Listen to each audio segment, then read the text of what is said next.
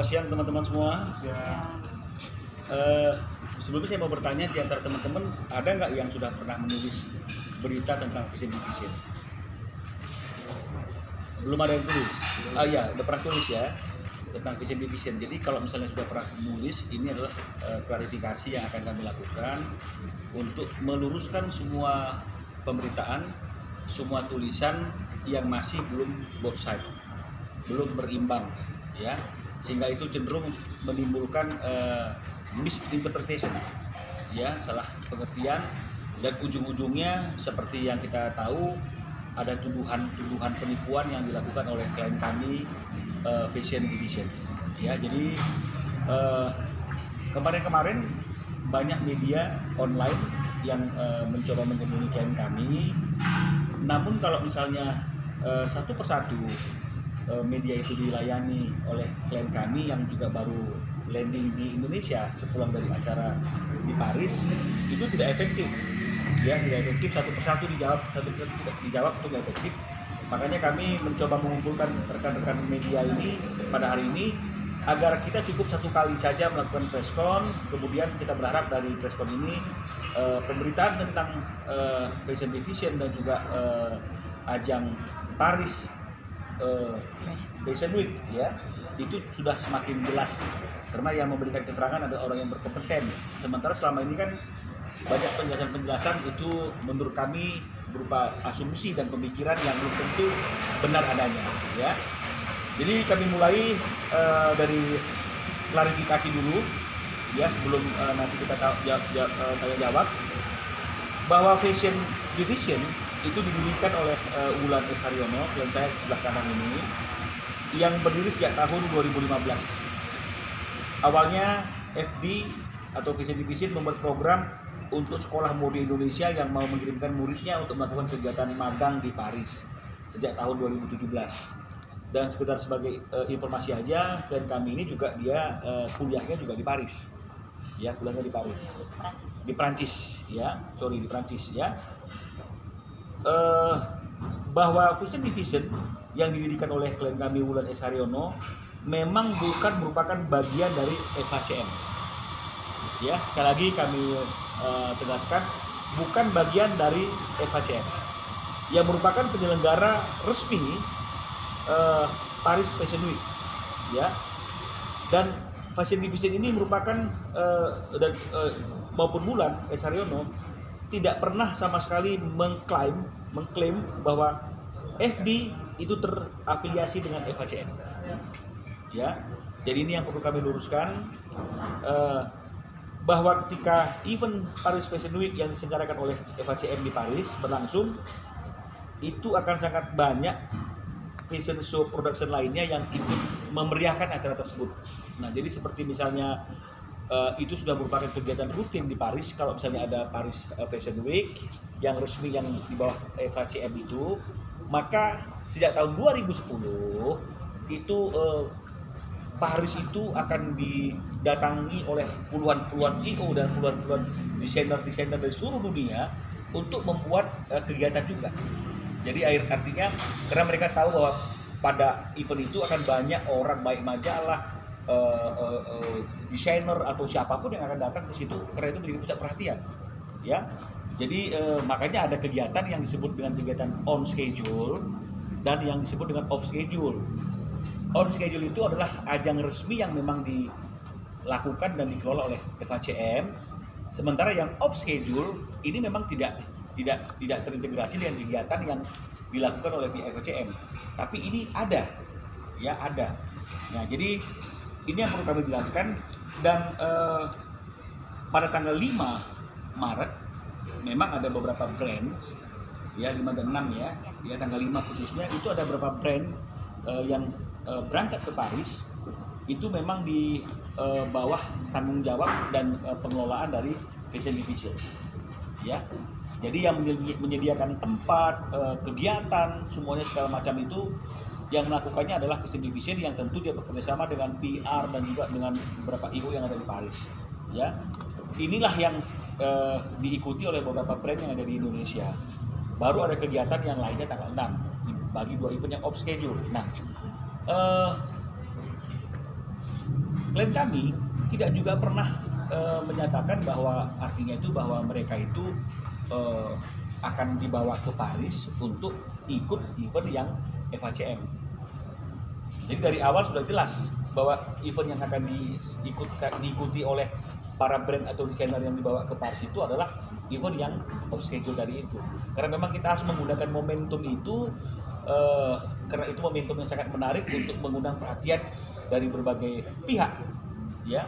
Dan nanti yang mengatur pertemuan-pertemuan, bahkan termasuk mungkin kolaborasi dan juga mungkin akhirnya terjadi transaksi, itu adalah Vision Division, ya. Dan saat ini juga sudah 2 kali ikut dengan Vision Division, memang itu off schedule dan benar semuanya dikelola dengan baik dan profesional, dan juga sudah ada perjanjian kerjasama dengan pihak Prancis, ya, dapat kontrak dengan buyer. Jadi memang tujuannya seperti ini, ya, goalnya seperti ini. Nah, kalau kegiatan FHCM sendiri kan ini kan adalah orang meng-apply untuk mengikuti kegiatan mereka pilih, kalau mereka bilang Anda layak, baru mereka tersebut akan terbang, ya, untuk menyelenggarakan solo, ya, solo show, harus solo, ya. Tidak ada biaya ketika dikatakan Anda layak untuk mengisi event FHCM, tapi penyelenggaraannya tetap itu harus dikelola oleh desainer itu sendiri, yang tentu desainer itu menggerakkannya kepada IO, ya. Jadi ini yang perlu kami jelaskan secara simpel. Nah, sementara berita yang ada di media akhir-akhir ini kan adalah bahwa Vision Division itu telah melakukan penipuan, menyatakan seolah-olah kegiatan mereka ini kegiatan on schedule dan terafiliasi dengan FHCM, ya, itu yang kami nyatakan tidak benar. Dan juga terkait dengan mengenai masalah biaya yang dikatakan bahwa itu kalau masuk ke FHCM resmi kan nggak ada biayanya. Memang nggak ada biayanya. Mereka bukan undang, mereka bilang Anda layak untuk melakukan solo show, memang ada biayanya. Tapi dalam menyelenggarakannya pasti desainernya harus menyerahkan kepada IO untuk menyelenggarakannya, pasti biayanya biaya mereka sendiri, ya. Jadi kalau misalnya kemudian desainer atau brand yang ikut dalam ajang on schedule yang diselenggarakan oleh Vision Division menggunakan dan memanfaatkan momentum Paris Fashion Week, itu ada biayanya, karena memang Mbak Ulan harus menyiapkan panggung, tempat, sound system, lighting untuk kepentingan para desainer yang akan menggunakan momentum itu di sana. Nah, jadi yang perlu kita klarifikasi. Jadi kalau misalnya kemudian ada mengatakan itu gratis loh, nggak ada biayanya. Kenapa sekarang ada biayanya? Seolah ini adalah penipuan. Ini nggak ada penipuan. Karena kalau memang misalnya dianggap ada penipuan, ada ketidakjujuran, ada informasi yang menyesatkan atau misleading information, maka seharusnya yang pertama kali komplain itu pasti adalah para brand atau desainer yang berangkat ke sana. Itu yang pertama kali, bukan publik yang tidak ikut sama sekali dan juga mungkin nggak paham juga tentang apa yang dia sampaikan, ya. Nah, kemudian kalau misalnya menggunakan tag fashion Paris Fashion Week itu boleh-boleh saja, kan ini kan kita menggunakan momentum. Contohnya misalnya lagi melihat MotoGP Mandalika misalnya, dia pembalap juga misalnya, yang kemudian mungkin ke Mandalika, sah-sah saja asal jangan dia menggunakan logo resmi dan FHCM resmi, itu mungkin tidak diizinkan. Tapi kalau momen Paris Fashion Week-nya boleh saja, kan itu kegiatan, ya. Dan banyak orang juga akan menggunakan hal itu karena yang datang sana kan dari seluruh penjuru Indonesia. Nah, ini yang perlu kita luruskan. Dan berita yang terkait dengan masalah seolah-olah kita itu ditegur, ya, karena menggunakan brandnya FHCM, itu juga keliru, karena yang dimaksud di situ adalah pihak lain, ya, pihak lain yang nggak bisa kita sebutkan namanya, tapi itu pihak lain, bukan kita. Tapi seolah-olah teguran itu adalah untuk kita, ya. Ini yang perlu kita luruskan, bukan untuk kita nggak pernah ditegur, ya. Mengenai masalah dipertanyakan ke FHCM bagaimana regulasi yang berlaku di lingkungan mereka secara email, kan itu saya, dan jawabannya adalah seperti ini. Kembali lagi, kalau memang aturan untuk menjadi peserta FHCM itu memang ada regulasinya. Di luar regulasi itu pasti itu dianggap melanggar. Tapi kembali lagi harus diingat, itu untuk kegiatan yang on schedule. Penipuan-penipuan yang terjadi di tengah-tengah masyarakat, ya. Kasus berkaitan dengan masalah penipuan investasi dan sebagainya juga sekarang lagi lagi naik ya. Jadi wajar saja kalau kemudian orang berpikir jangan-jangan penyelenggaraan Paris Fashion Week ini yang diikuti juga oleh beberapa orang-orang tersohor di Indonesia itu juga ada hal yang tidak sesuai dengan aturan dan ada penipuan, apalagi ada biaya kan begitu. Nah jadi ini yang perlu kami luruskan, bahwa ini tidak ada penipuan karena semua kondisi, semua hal itu sudah dijelaskan oleh klien kami kepada para peserta yang ingin mengikuti ajang Paris Fashion Week itu, termasuk nanti boleh ditanyakan kepada Mbak Andi, nggak ada yang tertutup, nggak ada yang ditutup-tutupi, semuanya terbuka, dan biaya yang dikeluarkan oleh mereka juga itu adalah biaya untuk Mbak Ulan menyiapkan segala sesuatunya di Paris. Ya, jadi kalau misalnya ada yang mengatakan wah itu biayanya nggak ada loh nih, dan mereka nggak masuk di on schedule, kan begitu, sudah bayar tapi kok nggak masuk di on schedule, memang kegiatannya kita on schedule, bukan di on schedule ya. Jadi ini yang perlu kami luruskan. Jadi saya berharap masyarakat atau teman-teman yang tadinya sudah berpikiran negatif, berpikiran miring, bahkan jauh lebih dari itu sudah berkomentar negatif, sudah berpendapat negatif di media-media sosial dan juga di pemberitaan, seolah-olah apa yang mereka sampaikan itu adalah suatu kebenaran, kami meminta agar segera mengklarifikasi, meluruskan agar tidak terjadi yang namanya informasi yang menyesatkan ya. Jadi kami tunggu etikat baiknya bagi teman-teman yang sudah terlanjur ikut mengomentari dan juga ikut menghakimi sesuatu yang belum tentu seperti itu adanya, karena kita secara hukum kan juga harus mengedepankan yang namanya ajas praduga tak bersalah, presumption of innocence. Ya kami berikan kesempatan beberapa hari ini, tolong diklarifikasi, tolong diluruskan agar tidak sampai itu memberikan citra yang buruk kepada Fashion Division dan Mbak Ulan yang berimpact kepada kerugian-kerugian lebih lanjut dalam bisnisnya Mbak Ulan sebagai orang yang getol ingin membawa desainer-desainer Indonesia untuk bisa masuk di pasar dunia ya. Jadi ini yang perlu kami sampaikan, dan kemudian kita akan sambung dengan tanya jawab. Mungkin teman-teman prolognya seperti itu, kira-kira apa yang mau ditanyakan sudah bisa ditanyakan. Ada saya, ada Mbak Ulan sebagai CEO Fashion Division, juga ada Mbak Anggi yang ikut dalam ajang kemarin juga ikut, yang tanggal 5 ini kan ikut juga kan. Nah ikut 2 kali ya, jadi tahu benar bagaimana situasi dan kondisinya. Kan lebih bagus kita tanya dari orang yang mengalaminya daripada kita melihat dan kemudian menilai ya, karena apa yang kita lihat belum tentu benar, tapi kalau mengalami kan sudah pasti itulah adanya ya. Silakan teman-teman.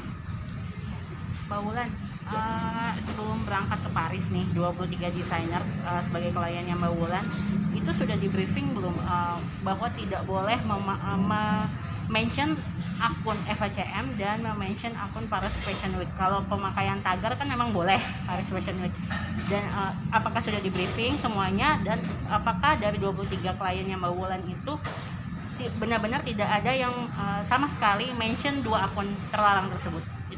Oke, kalau dari desainer kami sendiri itu jelas sudah dari pertama kali mereka datang ke kantor dan kita promokan tentang acara ini, itu di kita juga sudah dituliskan jelas kalau ini adalah independent show, Paris Fashion Week on schedule. Mereka juga tahu aturannya seperti apa, bahkan saya menjelaskan kepada mereka kalau memang mau masuk FHCM maka apply sendiri ke FHCM. Kita tidak bisa membantu mereka untuk masuk ke FHCM. Jadi bisa apply sendiri dan mungkin IO-nya kadang kita bisa. Jadi kalau untuk desainer Fashion Division sendiri yang di bawah Fashion Division itu mereka sudah tahu pasti dan jelas apa yang boleh dan tidak boleh dilakukan. Itu mereka sudah jelas.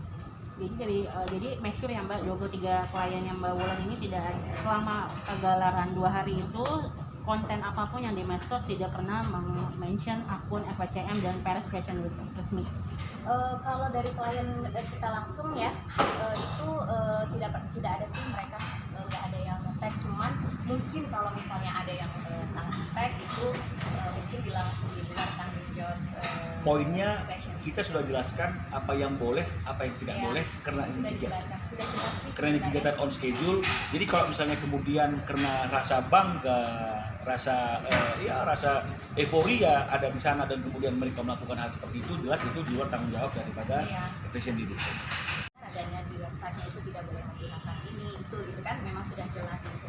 Namun pada tahun 2010 itu sudah banyak bermunculan fashion show production yang ikut meramaikan dan tujuannya pun sama seperti fashion division untuk membantu para desainer mempromosikan brand mereka dan akhirnya terjadi suatu kolaborasi atau transaksi tersebut gitu. Itu mereka yang mengizinkan karena kita udah telepon langsung mengizinkan. Namun kalau memang ada yang konfirmasi pasti kan admin tersebut Regulasi. menjawab ya seperti yang ada di regulasi website mereka gitu. Dan kita pun sudah konfirmasi langsung, telepon langsung ke FHCM dan mereka bilang no worries, as long as kita nggak menggunakan logo tersebut. Kalau tentang webinar mungkin teman-teman jurnalis bisa dicek lagi nih, nanti aku bagi linknya. Itu jauh sebelum fashion show, sebelum Paris Fashion Week ini on schedule, itu aku udah menjelasin apa itu FHCM, apa itu on off schedule, itu ada juga di webinarnya, itu jauh ya sebelum kita berangkat. Mungkin di situ bisa dilihat sih kita udah jelasin FHCM itu apa dan kita tidak ada di bawah FHCM. Kalau misalnya dari orang-orang dari fashion industry mungkin sudah mengerti kali ya ini di bawah FHCM atau bukan, karena kalau yang di bawah FHCM adalah wajib solo show. Mereka nggak mungkin sharing slot seperti kita, tidak mungkin. Itu sudah pasti off schedule seperti fashion show production puluhan lainnya di Paris yang juga ikut